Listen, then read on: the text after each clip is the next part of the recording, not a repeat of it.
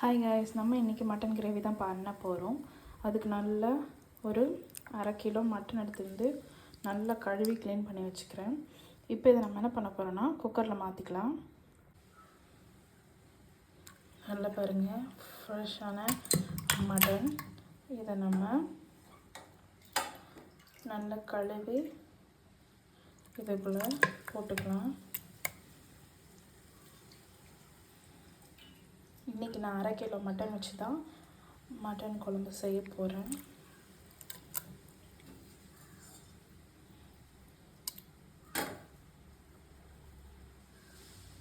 இப்போ இந்த மட்டனுக்கு கொஞ்சம் கல் உப்பு சேர்த்துக்கலாம்.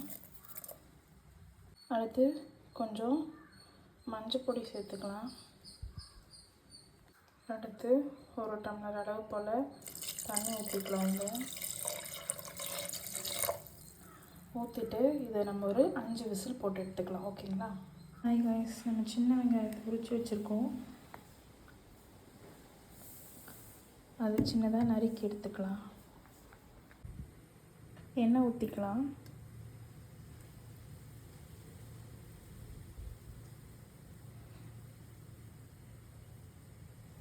நல்லா சூடாகி வரும்போதே நான் ஒரு 5 கிராம்பு, 3 ஏலக்காய், ஒரு மராத்தி மொட்டு, 2 துண்டு பட்டை, 2 துண்டு பே லீஃப் எடுத்து வச்சுருக்கேன். அதை போட்டுடலாம்.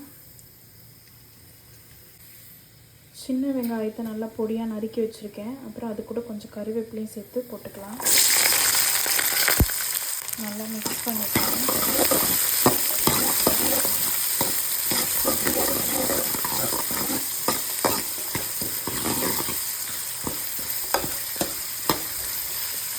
இது நல்லா வதங்குற வரையும் அப்படியே விடுவோம்.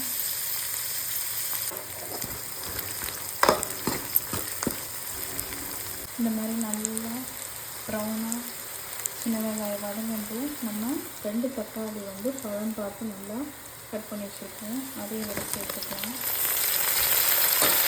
கொஞ்சம் போல் கல்லுப்பு, ஆல்ரெடி நம்ம மட்டன் வேக கொஞ்சம் போட்டிருக்கோம். அதனால் அளவு கொஞ்சம் கம்மியாகவே சேர்த்துக்கலாம்.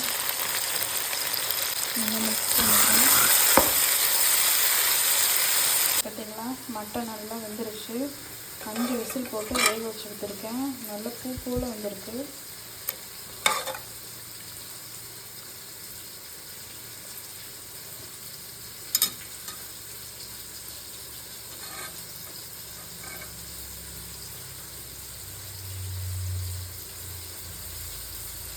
தெரியுதா, நல்லா பூ போல் வந்துருச்சு.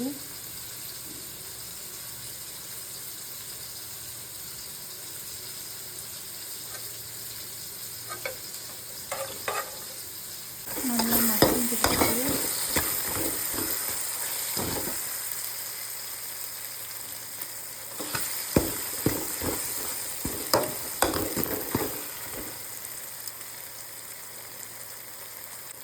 இப்போ நம்ம சில்லி பவுடர் ஆட் பண்ணிக்கலாம்.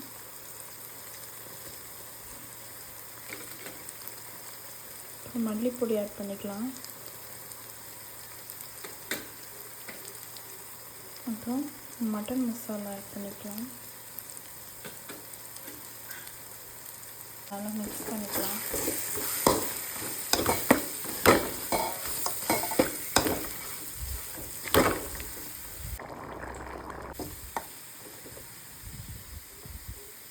நல்லா மிக்ஸ் பண்ணதுக்கப்புறம்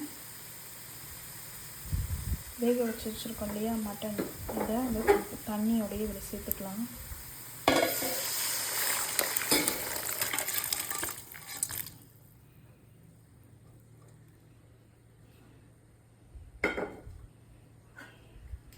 நல்லா மிக்ஸ் பண்ணிக்கலாம்.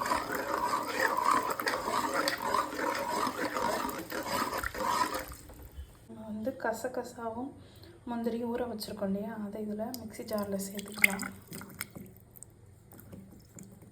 ஃபைன் பேஸ்ட்டாக அரைச்சி எடுத்துப்போம். இது மட்டன் கொதிக்க ஆரம்பிச்சிருக்கு. இது நல்லா கொதிச்சதுக்கப்புறம் நம்ம அரைச்சி வச்சுருக்க விழுதை சேர்க்க போகிறோம்.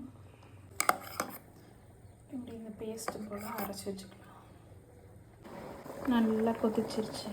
இப்போ கசகசாவும் முந்திரியும் நம்ம ஊற வச்சு அரைச்சி வச்சுருக்கோம் இல்லையா, அந்த பேஸ்ட்டு இதில் ஊற்றிக்கலாம்.